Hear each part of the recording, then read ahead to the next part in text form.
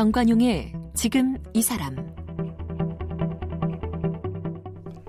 여러분 안녕하십니까? 정관용입니다. 우리 한국 사람들 식당에서 음식 주문한 다음에 제일 먼저 하는 일이 수저를 찾아서 이 냅킨 위에 올려놓는 일이죠. 그 형광물질 때문에 냅킨이 안 좋다 이런 얘기도 있지만 그래도 수저를 그냥 두면 왠지 찝찝해서인지 다들 냅킨 위에 올려둡니다. 그런가 하면 식사 후에 한국 사람들이 꼭 챙기는 것 바로 커피죠.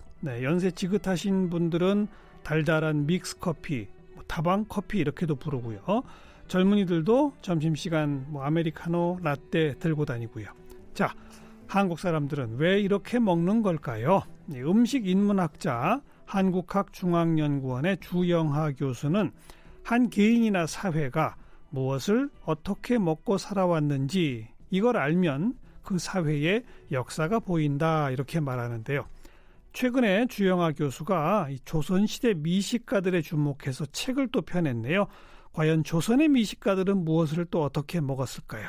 오늘 함께 만나봅니다.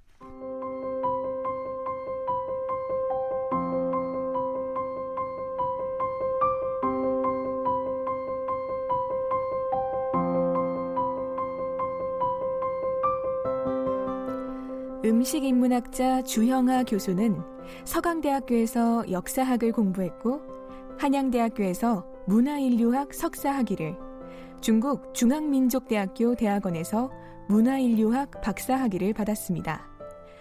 현재 한국학중앙연구원, 한국학대학원 민속학 담당 교수이자 장서각 관장으로 음식을 문화와 인문학, 역사학의 시선으로 연구, 해석하고 있고요. 일본 가고시마 대학교와 캐나다 브리티시 컬럼비아 대학교에서 방문 교수를 지냈습니다. 저서 가운데 한국 음식의 역사와 문화를 살핀 책으로는요. 음식전쟁, 문화전쟁, 그림 속의 음식, 음식 속의 역사, 음식인문학, 식탁 위의 한국사, 밥상을 차리다, 한국인은 왜 이렇게 먹을까 등이 있고요. 또 음식의 역사를 세계사적 맥락에서 살핀 저서로는 중국, 중국인, 중국 음식, 맛있는 세계사 등이 있습니다. 최근에는 조선의 미식가들을 출간했습니다. 음식인문학자 한국학중앙연구원의 주영하 교수 오늘 나오셨습니다. 어서 오십시오. 네, 안녕하세요. 네. 최근에 펴내신 조선의 미식가들은 좀 이따가 좀 궁금증을 풀고요. 제가 오늘 프로그램 시작하면서 한국 사람들은 왜 이렇게 먹을까? 그 책의 내용을 몇 개 소개한 겁니다. 우리 교수님도 식당 가면 냅킨 펼쳐서 그 위에 수저 놓으세요? 지금 안 그러죠. 안 그러세요? 학생들은 이제 보면은 대학원 세미나 끝나고 이제 이렇게 밥 먹으러 가면은 시키지 않아도 발딱발딱 일어나서 먼저 하고. 특히 그 어르신한테 이렇게 대접하는 의미로라도 반드시 냅킨을 깔아서 그 위에 올리잖아요. 그렇죠. 그리고 제 제자 중에서는 이제 외국인 학생도 많은데 이 학생은 당연한 것처럼 그렇게 이제 하고 있는데 가능하면 하지 말자라고 해도 식탁이 더럽다라는 그 인식이 그냥 깔려 있는 거죠. 그러니까 이제 더러운 식탁 위에 그냥 숟가락과 숟가락을 놓으면은 불결하다라고 생각하고 이제 형광물질인 이 냅킨을 꺼내서 깔고 있는 거죠. 왜 이렇게 됐어요? 옛날부터 이랬던 건 아닐 거 아닙니까? 아마 기억하시면은 오래된 것이 아니죠. 네. 아니죠. 그러니까 한국에서 이제 본격적으로 지금은 이렇게 서울뿐이 아니고 중소도시를 가도 먹자 골목이라는 게 형성될 정도로 외식업이 굉장히 발달해 있잖아요. 그렇죠. 사실 또 영업이 안 돼서 힘들어하기도 하고요. 예. 그런데 그게 이제 본격적으로 한국 사회의 도시화와 그다음에 산업화가 되면서 나타나는 시기는 대체로 1988년 서울 올림픽 이후 90년대죠. 그런데 이제 1992년도에 우리가 한국과 중국의 수교가 있었고 그다음에 조선족 동포들이 이제 많이 들어왔죠. 그러니까 인력이 싸니까 싼 값으로 이제 전혀 훈련받지 않은 분들이 이제 식당에서 일을 하게 됐죠. 그죠? 요즘 식당 종업원의 상당수는 조선족. 그렇죠. 맞아요. 네, 그분들 탓이라고 하는 게 아니고 엄청나게 그런 많고 변화가 생겼다 그런 이거죠? 변화가 생긴 과정에서 이제 뭐 이렇게 줄을 서서 먹게 되고 그다음에 이제 외국처럼 서양처럼 뭐 이렇게 패스트푸드점이 아닌 이상은 입구에서 이렇게 안내를 받는데 우리는 그냥 빈자리를 앉아야 되잖아요. 그렇죠. 그런 과정에서 이제 우리가 직접 묵도한 거죠. 식탁을 깨끗이 안 닦고 있다. 대충 닦는 걸 본 거죠. 본 거죠. 그래서 본인들이 앉아서 또 닦고 맞아요. 그것도 불안하니까 이제 그다음에 냅킨을 놓고 그다음에 효율성 때문에 예전에는 이제 식탁 받침이 수저 받침이 있었는데 수저 받침을 내놓으면은 식당 업주들이 너무 힘들고 그렇다고 해서 뭐 이렇게 종이 플레이트를 깔아주는 경우도 드물었고 그 당시에는 그러니까 자연스럽게 이제 스스로 해결한다라고 하는 것이 결국 이제 가까이 있는 휴지에 대한 어떤 그 근대적 인식이 휴지는 다 깨끗하다. 그리고 화학물은 깨끗하다라고 하는 인식들이 이제 한때 있었으니까 자연스럽게 이제 배인 거고요. 지금은 아무리 깨끗한 곳이라 해도 플레이트가 없으면은 전부 다 냅킨을 뽑아서 심지어는요. 종이 플레이트 일회용 그 있는 곳에도 또 냅킨 까는 분도 봤어요. 지금. 네, 그러니까 사람의 습관이라고 하는 것은 굉장히 무의식 속에 있는데 제가 주로 연구하는 것은 이제 먹는 거지만은 사람들의 행동에서 그런 무의식이 어떤 사회문화적 요소가 개입해서 알겠어요. 그렇게 행동하게 했을까? 그게 이제 초점이죠. 지금 설명 들으니까 한눈에 그냥 그 역사가 보이네요. 네, 그렇습니다. 내가 직접 봤거든요. 대충 막 국물 떨어져 있는데 대충 닦고 나보고 앉으라고 하는 걸 내가 경험했거든요. 그거군요, 그거. 다수의 한국인들이 다 알고 있는 거죠. 그다음 이 책에 보면 뭐 왜 신발을 벗고 방에서 식사를 할까? 한국 사람들은 왜 양반 다리로 앉아서 식사를 할까? 왜 낮은 상에서 식사를 할까? 이게 다 연결되는 것 같아요. 예, 그렇습니다. 이게 뭐예요? 왜 이렇게 된 거예요? 조선시대 이전부터 오랫동안 이제 우리는 좌식을 했으니까 적어도 요사이 최근에 이제 한 5, 6년 사이에 노령화되면서 이제 노인들을 위해서 어르신들을 위해서 이제 의자에 앉는 한정식 집이 많아졌어요. 그런데 한식 그러면은 무조건 홀에 앉으면은 박대 박는 기분이고 방으로 들어가야 돼요. 방에서 그렇죠. 양반다리하고 앉아서 그냥 엉덩이 붙이고 식사를 해야 되는 거 아니에요. 그런데 이제 1992년도에 수교와 외국과의 교류가 많아지면서 이제 90년대 후반 2000년대에 뭐 이렇게 지방 중소도시에서도 외국인 학자들을 불러서 심포지엄을 해요. 그런데 이제 군수나 시장 입장에서는 아주 대접을 잘한다고 오래된 한정집에 모시고 가죠. 외국인들 못 앉아 있죠. 아시아인들 중에서는 중국인들. 그다음에 서양인들은 못 앉아 있죠. 그러니까 앞에 아무리 뭐 중국도 완전 입식 문화잖아요. 그렇죠. 그러니까 이제 쪼그리고 앉아서 발을 폈다가 오므렸다가 하니까 한 10분만 지나면은 이제 먹는 식탁 위에 있는 진수 성찬보다 오히려 이제 발이 지렸어. 그렇죠. 그래서 고생을 이제 했는데 그러면서 거꾸로 이제 외국인들 시선에서 한국인들이 보면은 우리는 당연하다고 생각하는 건데 실제로 외국인의 시선에서 보면은 우리가 당연하지 않는 이런 모습들, 당연하다고 여기고 있는 이 문화적 행동이 어디서 왔을까? 그걸 따져보면 결국은 이제 500년 동안 좌식, 그 다음에 이제 임진왜란 이후에 남한 지역에도 온돌이 민가에도 퍼지기 시작합니다. 그래서 18, 19세기 되면 이제 온돌이 없는 집은 없는 거죠. 그리고 마루가 있고. 우리만의 문화죠. 그렇죠. 그러니까 이제 겨울에는 안방이나 방에서 온돌 아랫목에서 식사를 하게 되니까 그렇고요. 그다음에 이제 가장 핵심은 지금은 아닌데 조선시대 양반 남자들은 가장들은 혼밥을 했어요. 상을 따로따로 받았죠? 소반에 따로따로 받고 혼자서 사랑방에서 식사를 했어요. 19세기 초반에 프랑스 신부들이 이제 몰래 들어왔잖아요. 18세기 말에. 그분들 중에서 이제 니델주교란 일레 신부란 분이 그려놓은 그림도 있는데 한심스럽게 생각하고 아마 그랬을 거예요. 어떻게 인간으로서 공동체에 공동 식사를 하지 않고 혼자 식사를 하는 것을 가부장의 상징으로 여길 수 있냐라고 하는 비판도 있었던 거죠. 그러던 게 언제부터 이게 한 상에 가득 모든 음식을 다 차려놓고 함께 먹는 식으로 됐어요? 그것의 흔적들은 이제 여러 가지 설이 있을 수 있는데요. 조선시대 때도 뭐 이렇게 일반 아주 귀족이 아닌 이상은 양반 고위층이 아닌 이상은 이제 뭐 그냥 일반 서민들은 식탁도 없이 바닥에 놓고 먹고 뭐 그렇게 했는데 이제 어떻게 상층부만 한정해서 보면은 이제 개화기가 되면서 서양식 식탁이 들어오고 그다음에 이제 일본으로부터 일본의 저급 식탁 요리집이 들어와요. 들어오면서 이 저급 요리집들이 가지고 있는 식탁의 양상이 일본도 이렇게 고위층들, 지배층들은 다 독상을 혼자의 식탁을 사용했거든요. 그런데 이제 일본의 나가사키에 16세기 때부터 화교촌이 있었고 중국인촌에서 중국인들은 둘러 앉아서 같이 먹어요. 그 방법이 이제 일본에 소개되었고요. 그것이 다시 한반도에 들어와서 19세기 말 20세기 초반이 되면은 이제 굉장히 적극적으로 요리옥에서 여러 명이 같이 둘러앉아 먹게 했는데요. 실제로는 이제 1920년에 20년대에 이제 미국식 가정학이 일본을 통해서 한국에 들어오죠.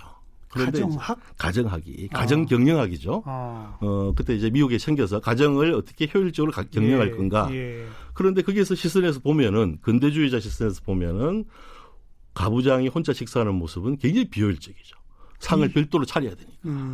그래서 공동의 식탁을 가정에서 사용하자라고 하는 이제 개봉주의 운동이 아주 부분적으로 일어나기 시작했고요.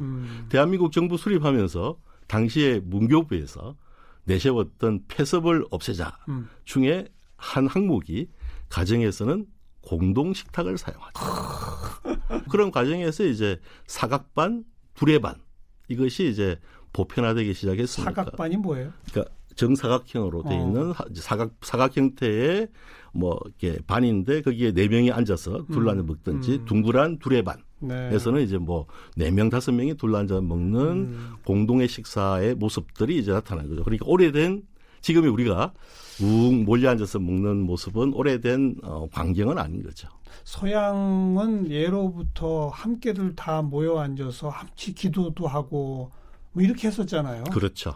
왜 한국만 그렇게 혼자 먹었을까요? 뭐 여러 가지 이유가 있는데요. 뭐 관습이라고 하는 걸 설명할 수는 없잖아요. 근데 제가 이제 쭉 분석한 결과를 보면은 조선 시대의 사대부 양반 남성들이 그렇게 소반, 독상을 받기를 원했던 것은 결국 얘기라는 책에 중국의 예법을 적은 얘기의 공자때의 책에 부부 남녀가 7세 부동석이라는 말도 나오고 그다음에 부부가 결혼을 해도 같이 식사하지 말라라고 하는 이제 문구가 써 있고요. 그런 내용들이 주로 이제 조선 시대 때 천자문을 떼고 나서 그다음에 공부하는 소화계도 나오니까 그게 이제 일종의 이데올로기화 된 거죠. 쓸데없는 격식이고 사실 그 조그만 소반에는 반찬도 몇 개 못 올라가잖아요. 그렇죠. 풍족하게 먹지도 못했을 거 아니에요. 그래도 그래서 형태가 바뀌었어요.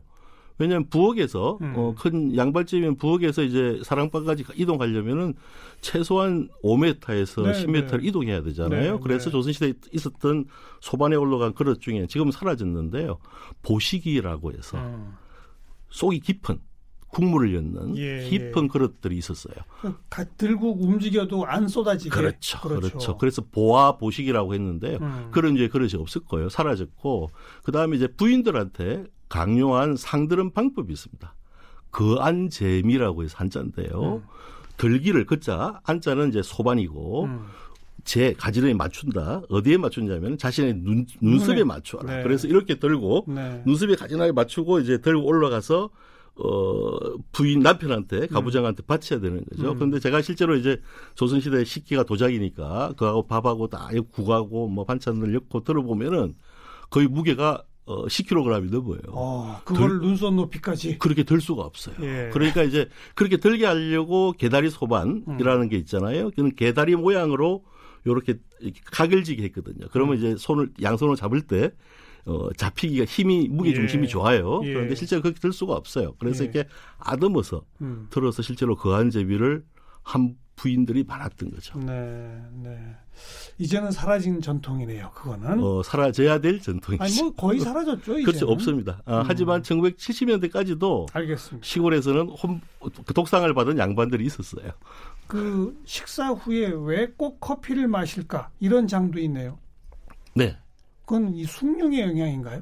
숭늉의 영향이라고 그렇죠, 보는 거죠. 봐야죠. 숭늉이라고 하는 게 이제 우리 소치 이동할 수 없는 무쇠소태 무겁잖아요. 예. 그러니까 이제 밥을 짓고 나면은 물을 부어서 누룽지 붙어 있는 것을 씻어내야 되는데 그러다 보면 이제 거기서 포도당이 나오고 그 다음에 탄맛이 나요.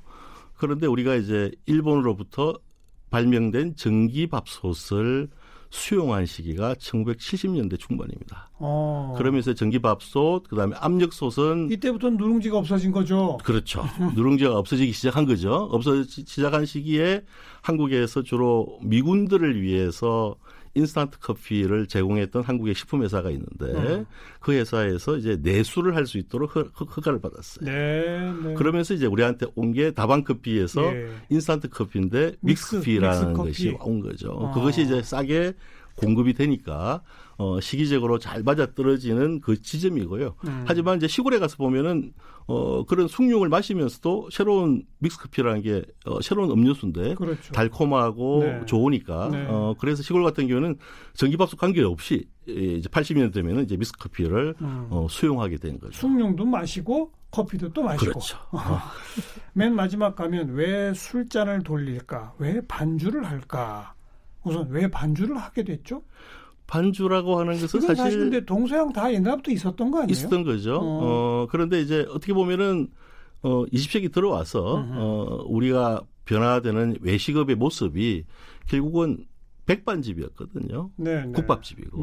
그러니까 이제 선술집이라는 술집도 있었지만은 그 선술집에 가서도 술 한 잔 값을 내는 거고 반찬은 안주는 공짜인데 하지만 술을 마시기 위해서 가는 사람도 있었지만 대다수는 아주 힘든 식리 시기에 배고픔을 해결하는 방법이기도 했죠. 밥 먹으러 간 거죠. 밥 먹으러 간 거죠. 그러니까 밥집과 술집이 어떻게 보면은 이제 구분이 안 되는 우리의 100년 경험이 있는 거죠. 그러니까 뭐 팝이 있고 뭐 서양처럼 그렇게 이제 구분이 안 된 거죠. 그래서 이제 그런 양상이 벌어진 것이고요. 지금도 뭐 어린 아이들하고 같이 가는 밥집에서도 어른들은 옆에서 술을 마시잖아요.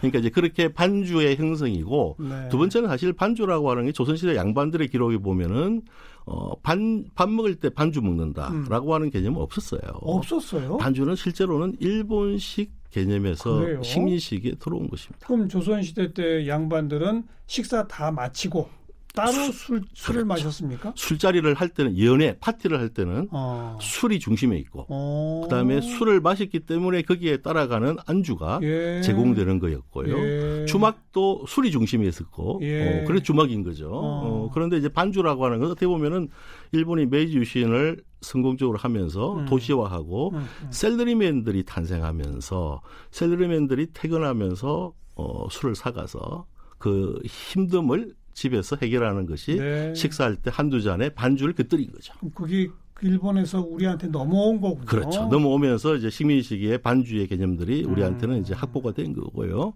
알겠어요. 술잔을 돌리는 거는요? 술잔 돌리는 것은 우리하고 뭐 그다음에 오키나와 사람들이 좀 그렇게 하고요. 중국도 좀 돌리지 않나요? 안 돌립니다. 중국은 안 돌립니다. 중국을 비롯해서 중국은 다 마시고 보여주죠. 보여주고 그다음에 이제 자기가 스스로 따라도 되죠. 근데 자작도 하고 그다음에 일본 같은 경우는 잔을 돌리지 않고 조금 마시고 조금 비어 있어도 위에다가 다시 첨잔을 해주는 거죠. 그런데 이제 조선만 가지고 있는 모습이에요. 그 이유 중에 하나는 조선시대 때 대포회라고 하는 왕과 신하의 모임이 있어요. 그러면 이제 술잔이 땅에 놓을 수가 없어요. 식탁에 놓을 수가 없는 바닥이. 다 마셔야 되는 거죠. 대포 큰 잔에 뭔지 압니다. 한 잔씩 마신다라고 하는 것은 어떻게 보면 그건 서양에도 꽤 있어요. 그렇죠. 그 무슨 그 소뿔처럼 생긴 잔 이런 거. 전쟁에 나갈 때 바닥에 못 놓는 잔. 그렇죠. 그런 거죠. 전쟁에 나갈 때 마시는 거고요. 뭐 그런 개념들이 대포회가 이제 술잔을 돌리면서 동료 의식을 가지고 동료 의식. 그렇죠. 그다음에 이제 신하 사이에. 그렇죠. 그랬던 것이 이제 계속 유지가 되어서 알겠습니다. 이제 했던 거죠. 한국인들은 왜 이렇게 먹을까 역사를 통해서 한번 쭉 소개를 받았고 조선의 미식가들, 미식이라고 하는 미식가라는 용어가 조선시대 각종 문헌에 나옵니까? 미식이란 말은 안 나오죠. 미식은 이제 프랑스 게스트로미를 이제 일본 사람들이 번역해서 미식이란 말을 이제 만들어낸 용어죠. 그리고 조선시대 때는 이제 미식을 대신할 수 있는 용어들은 이제 뭐 중국에서부터 온 용어인데 이제 알지자와 만비자를 써서 지미라고 합니다. 지미. 예. 맛을 안다. 맛을 아는 사람을 이제 공자도 이제 빗대어서 이야기했는데 예. 음식의 맛을 제대로 구분할 수 있는 사람이면은 아마도 정치도 잘할 것이고 사람에 대해서도 잘 세상을 분간할 것이다. 그런 뜻으로 사용한 거지 단지 미식가의 대용으로 쓴 건 아니에요. 공자가 그런 말을 했어요. 예, 했습니다. 음식의 맛을 잘 알면 정치도 잘할 거다? 네.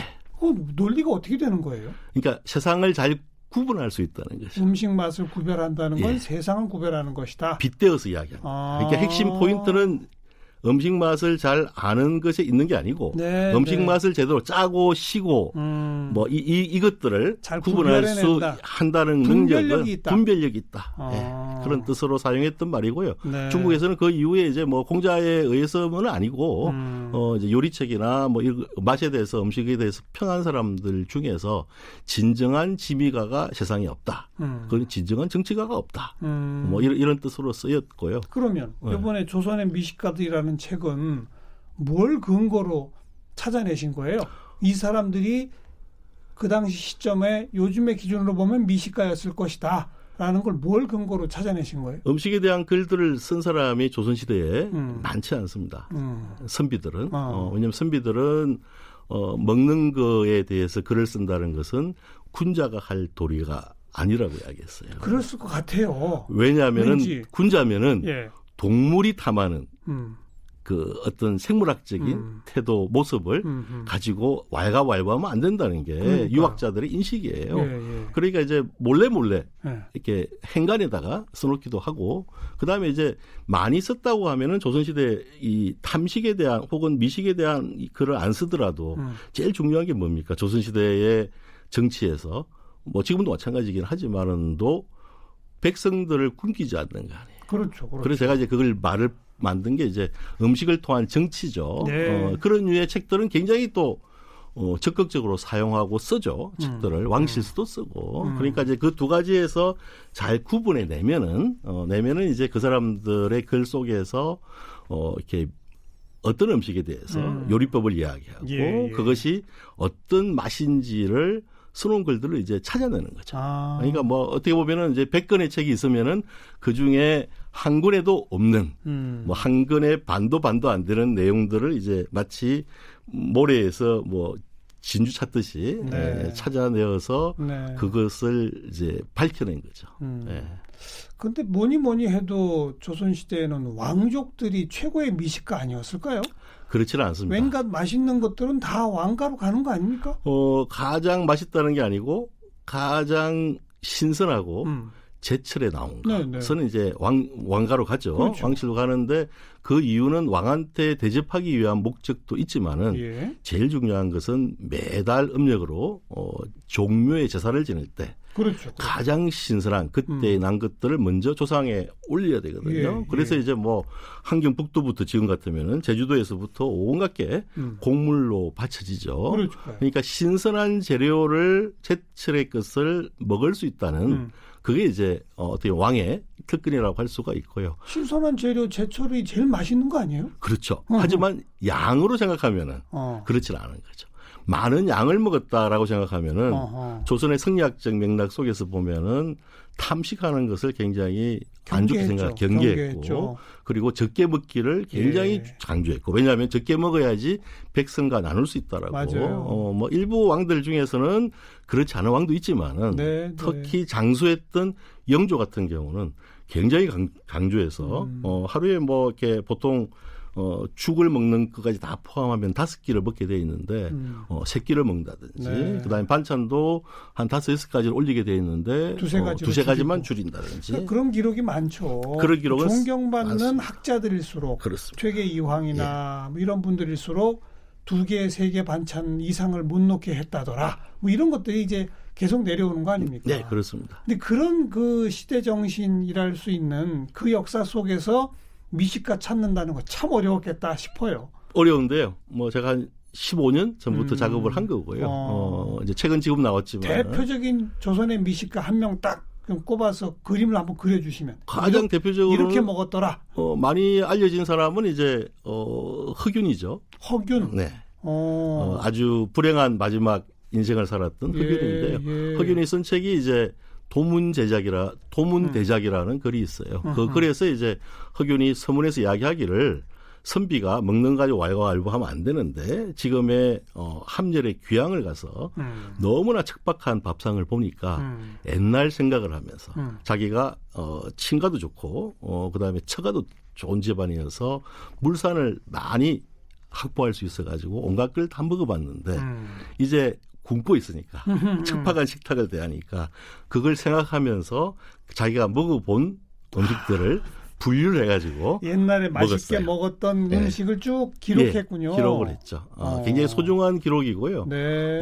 왜냐하면 이제 허균이 가지고 있는 그 경험의 역사가 뭐 허균은 명나라에도 여러 차례 왔다 갔다 했고 그다음 임진왜란을 겪으면서 한경북도로 피난을 가면서 부인을 잃었고요. 그다음에 고향인 강릉에 와서 또 보냈고 그러다가 이제 강해군 때 굉장히 권력을 잠시 쥐기도 했고 그다음에 벼슬을 하면서 전라도 지역에 식재료 공급하는 담당을 하면서 또 다녔고 뭐 그러면서 전국 팔도를 다녔다는 것 자체가 중요한 거예요. 그렇죠. 그죠? 예, 그래서 게다가 외국까지 갔다 왔고. 그렇죠. 그 경험으로 해서 본인이 직접 맛본 거, 그 다음에 확인한 거 그런 유의 기록을 해놨고요. 18세기가 되면은 이제 이 요리책이 많이 나옵니다. 네. 한문으로 된 남성이 쓴 요리책. 네. 주로 이제 농사와 백성을 잘 먹이게 하기 위한 요리책을 많이 쓰는데 거기서 조심해야 될 건 이거예요. 조선시대 책을 볼 때 가장 조심해야 될 거는 실제로 부엌에서 만드는 음식을 요리책으로 썼느냐. 그게 대부분 아니에요. 그럼요. 중국의 문은 앞선 문을 가지고 옮겨놓은 거예요? 책상 머리에서만 옮겨놓은 건데 번역서예요, 그냥? 그렇죠. 번역서인데 한문으로 된 것들을 가지고 조선에 적용할 수 있는 식재료가 이제 뭐 이렇게 중국하고 한반도가 다르니까 조선에 적용할 수 있는 식재료의 요리법으로 바꾼다든지 이렇게 해서 써놓아서 요사이 그게 번역이 되어서 요사이 사람들이 조선시대 요리책을 많이 보고 그걸 착각을 해서 조선시대 이렇게 잘 먹었구나. 근데 아니다. 아닌 거죠. 아니다. 잘 구분하는 분석이 필요합니다. 알겠어요. 음식 인문학자 한국학중앙연구원의 주영아 교수. 고맙습니다. 네, 감사합니다.